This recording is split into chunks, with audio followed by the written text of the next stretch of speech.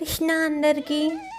భగవద్గీతను మన జీవితాల్లోకి అనుసరణ చేయటం ద్వారా మనకు ఎలాంటి ప్రయోజనాలు ఉంటాయి మరియు ఏ రూపంలో తన పాత్ర నిర్వహిస్తుంది అనే విషయాల గురించి తెలుసుకుందాం.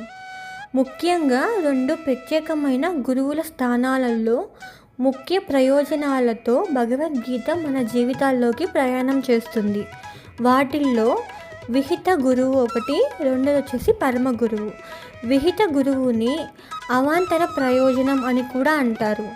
అలానే పరమ గురువుని పరమ ప్రయోజనం అని అంటారు. విహిత గురువు గురించి తెలుసుకుందాం.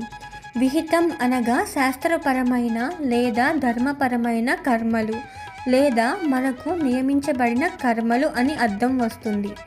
విహిత గురువులు మార్గనిర్దేశం ద్వారా సరైన మార్గంలో లేని వ్యక్తులను సాధారణ స్థితిలోకి తీసుకొచ్చేవారు.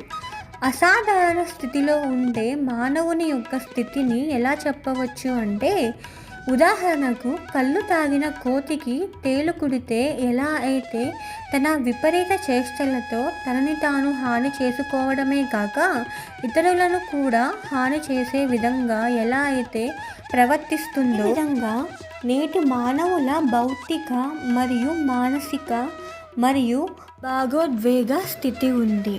అలాంటి అసాధారణ స్థితి నుండి నిన్ను సాధారణ స్థితిలోకి తీసుకొని వచ్చేది విహిత గురు స్థానంలో ఉండే భగవద్గీత మాత్రమే.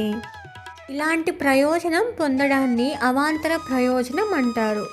రెండవది పరమ గురువు గురించి తెలుసుకుందాం. ప్రతినిత్యం ఎవరు అయితే భగవద్గీతను పూర్తిగా తమ జీవితాల్లోకి అన్వయించుకుంటారో వారికి పరమ గురువు స్థానాన్ని అనుగ్రహిస్తుంది. పరమం అనగా శ్రేయస్సు.